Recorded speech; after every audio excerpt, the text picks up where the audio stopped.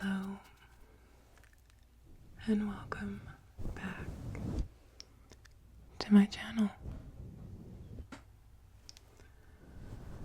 Today I have another true crime ASMR case for you. As always, I will be adding this to my true crime ASMR series playlist, where you can find future and past true crime videos in this series. Today's video is another special video, as it was a requested case by one of my subscribers, whose name is Jazz. So thank you so much, Jazz, for recommending the case of Amy Allwine. This case started as a suspected suicide, but soon became so much more, almost instantly. If you enjoy videos like this and would like to see more of them, I do suggest subscribing and possibly hitting the like button below. Now, sit back, relax, and let's dive in to the case of Amy Allwine.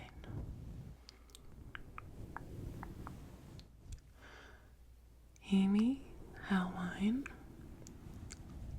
was a 43-year-old woman who lived in Portridge, Minnesota, with her husband, Stephen Allwine.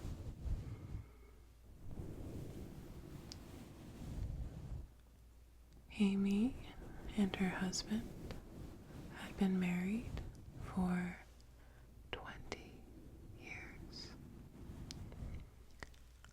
having met in college. They had one son, and both of them worked from home.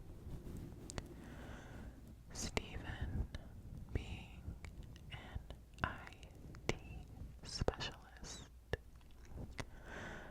and Amy a dog trainer. Stephen and Amy were very, very active in their church, and Stephen was actually a preacher, or known as a church elder. They were considered the perfect family. Amy's small town life would completely change in May of 2016.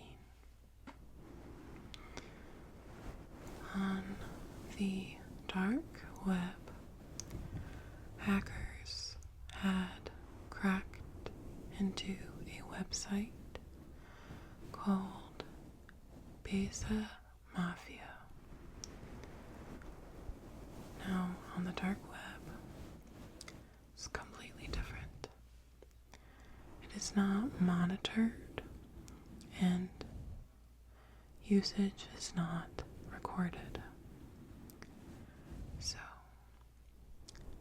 Pisa Mafia was a website that had specialized in organized crime and offered arranged beatings and assassinations for a price. Emails between the site and potential clients were leaked across the web. Eventually, this information would be found by the FBI. As investigators went through the list of possible victims, Amy Allwine's name would arise. Investigators would find many exchanges between a user called Dog Day God on the site, requesting for them to murder Amy Allwine.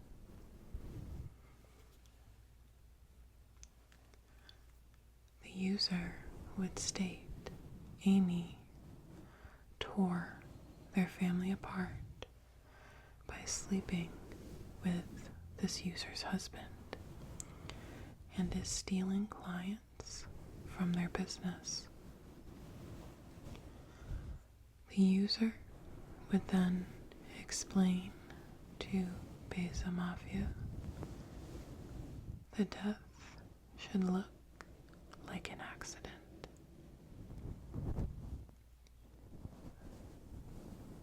The user would send Pisa Mafia pictures of Amy, pictures of where she lived, and gave them her day-to-day routines. After meeting with investigators, not much could be done due to no leads and the monitoring of the dark web being non-existent. Amy and her family would vacation to Germany because she did not feel safe where she was any longer. And it had been confirmed that Pisa Mafia was actually a scam. So she no longer thought that Pisa Mafia assassinators, killers, I don't know, were coming for her, but she knew someone intended for her to be dead. So the family would go to Germany for a few months just to ease Amy's peace of mind. She knew that whoever was looking for her would most likely not look in Germany. So, with members of her church, they would stay in Germany, and after a few months, they would return home, only to face her frightening reality.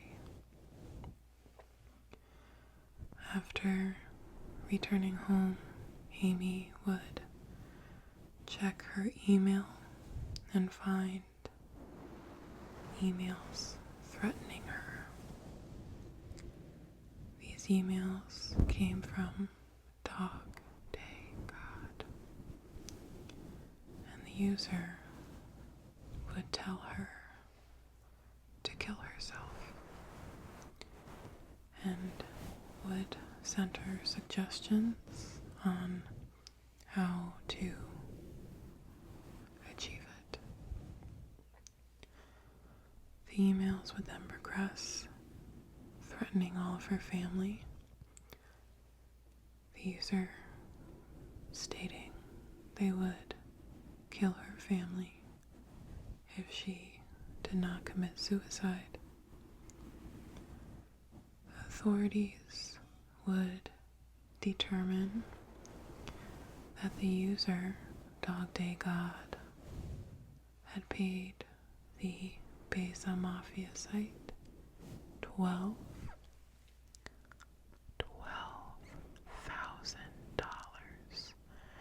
in Bitcoin,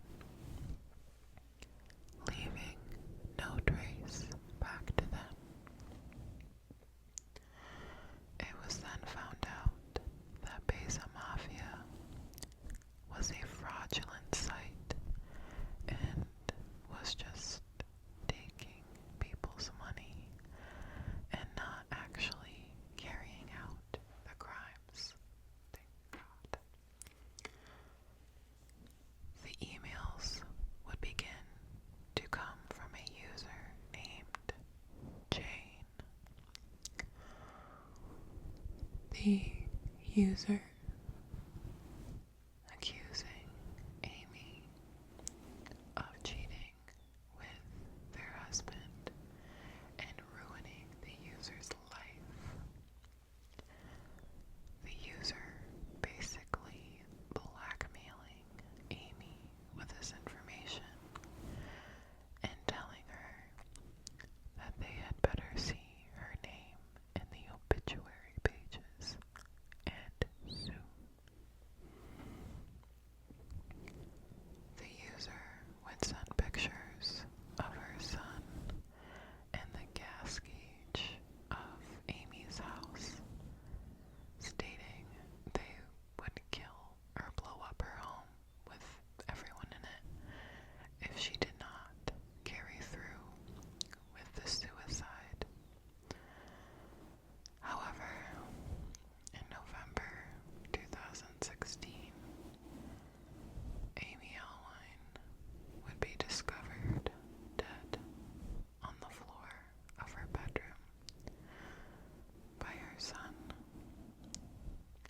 In the 911 call, you hear Stephen Allwine talking to authorities, stating he believes his wife had shot herself. His son sobbing in the background. That evening, Stephen stated Amy had not felt well, to the point he offered to take her to the hospital, but Amy refused. Stephen and his son would go out to dinner, and Amy would stay home. Amy had been making a dessert in the crock pot minutes before she had allegedly committed suicide. Stephen stated Amy had shot herself with a handgun. This gun would be the same gun Stephen had bought for Amy to defend herself against whoever was threatening her the months before.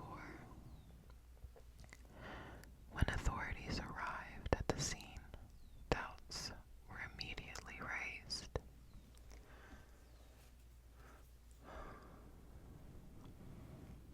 Amy had been laid out with her arms spread. Blood drops were spattered around the bedroom, but not on the comforter. There were no blood stains on the comforter, leading them believe it had been changed. The gun was in Amy's left hand, despite her being right-handed.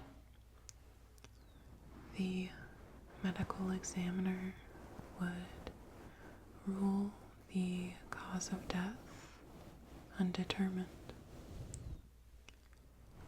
After investigating the home, blood was found in various locations of the home using luminol.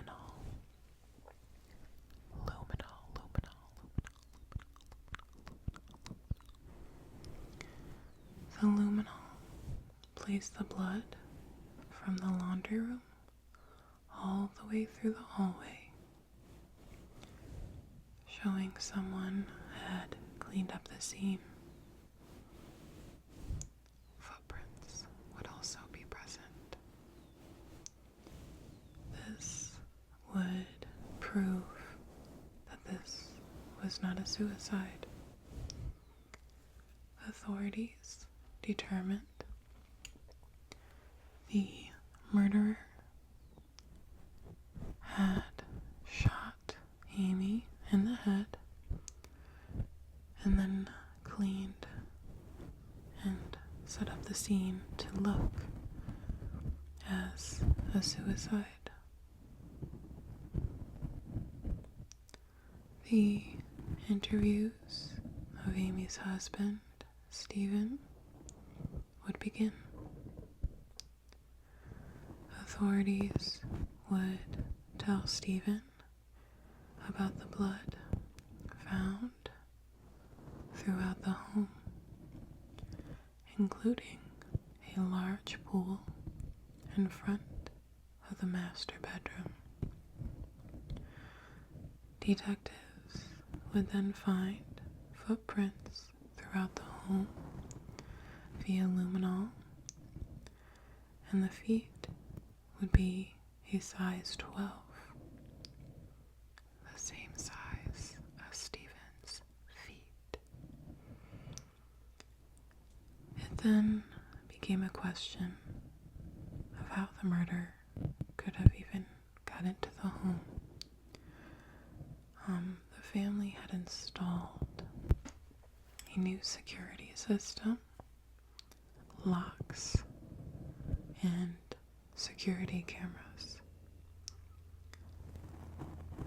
And Stephen would claim that even though Amy was so terrified, she had him buy her a gun. She fled to a different country. Even despite that, he would claim that not all the cameras worked, and that one of the doors to the house did not close all the way.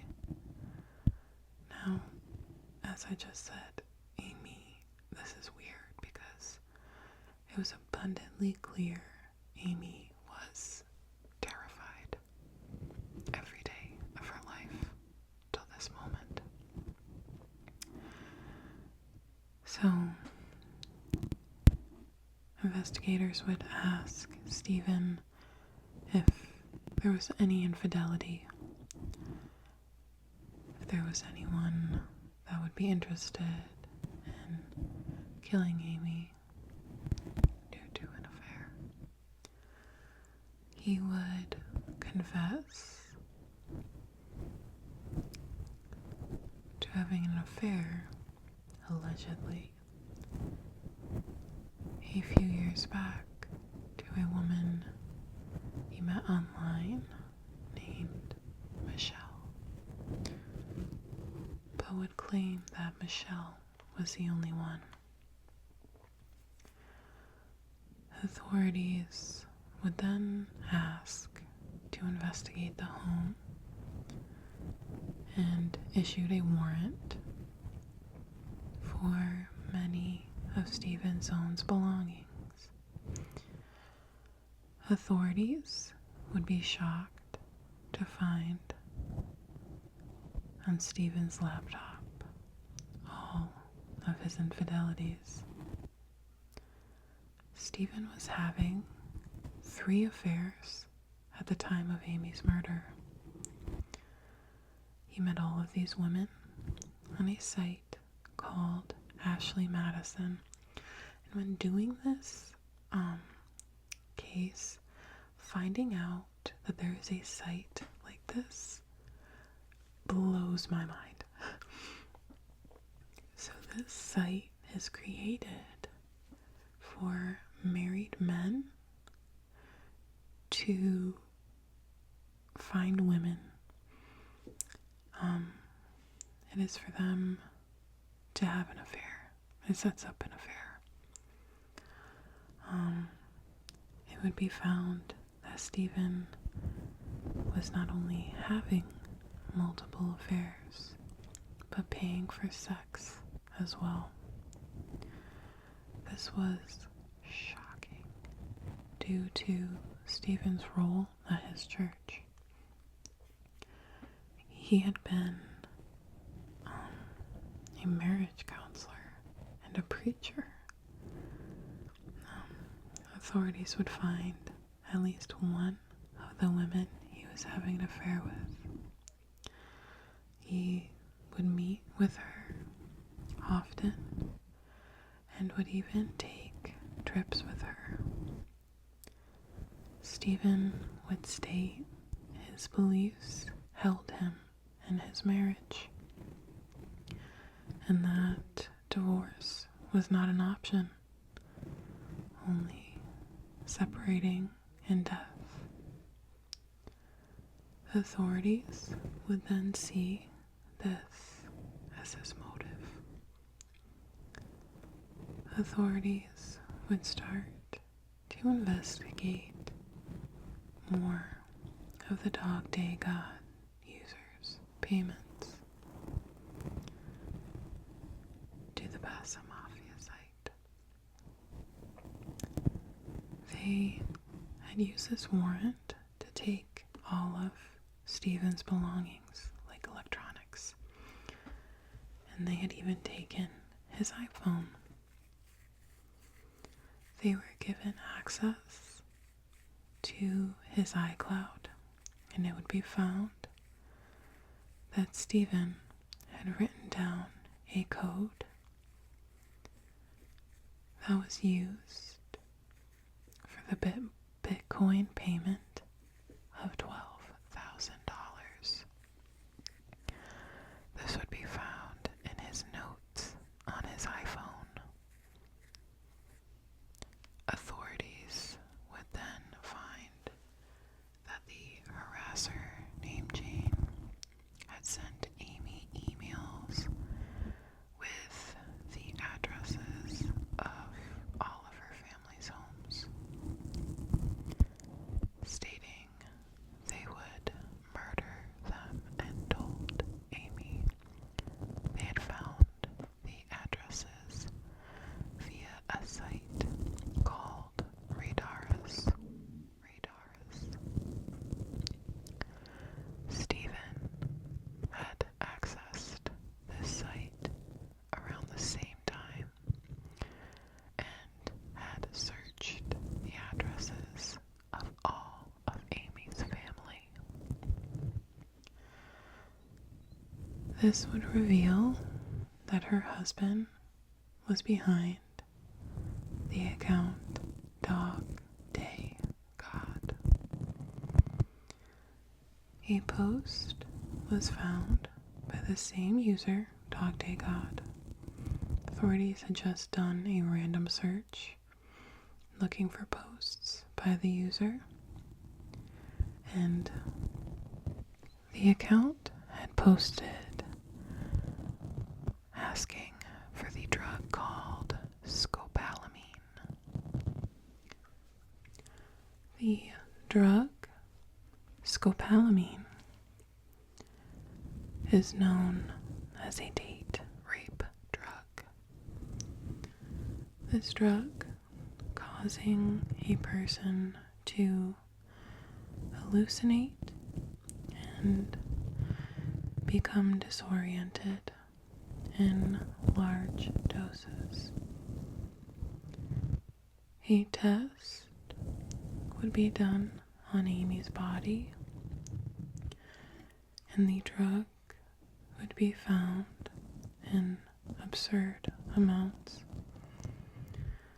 Authorities determining that Stephen must have poisoned his wife. This drug is not a normally searched for drug, and it's a specific test needed to find it. So, if they had not found that post from that user, they never would have known to look for it. Seemed that after the drug had not worked, Stephen had shot his wife in the head, leaving her for their son to find. 2 months after his wife's murder, Stephen Allwine was arrested. He would then pay bail and be returned to his home. Soon after, Stephen would be found guilty of murdering his wife and was sentenced to life in prison. Stephen continues to claim his innocence to this day.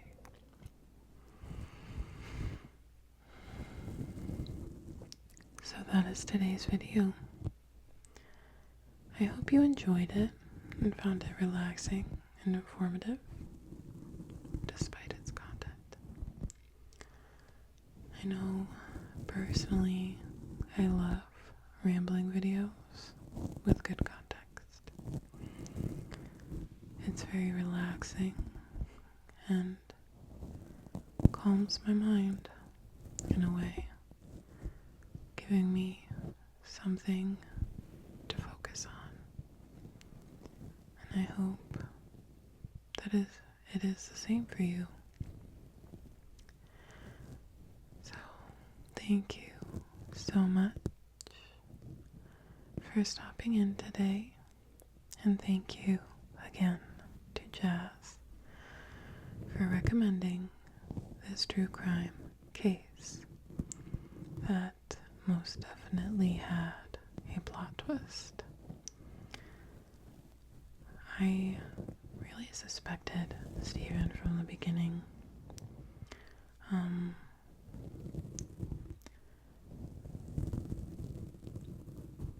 His 911 phone call, I suspected him of killing her. I did not suspect him of being the one plotting to kill her. I kind of assumed some woman would be behind that because he was very smart. He used accounts that you would assume were affiliated with a woman, I guess. So he was smart in that aspect, but nothing else. And authorities will portray him as being this very, just acting like he's all-knowing.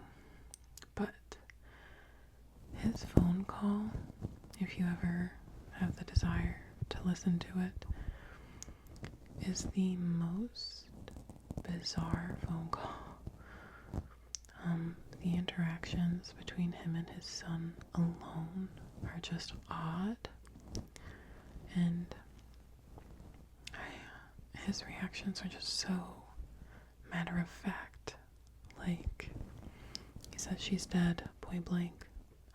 And plus, he killed her knowing that his young son would not only be losing a mother, but forced his son to go look at her on the floor dead. It's disgusting. But anyway, enough of my rambling. those are my thoughts. They are just my opinions. Thank you so much for stopping by. As always, you can find this video and all past and future videos in my true crime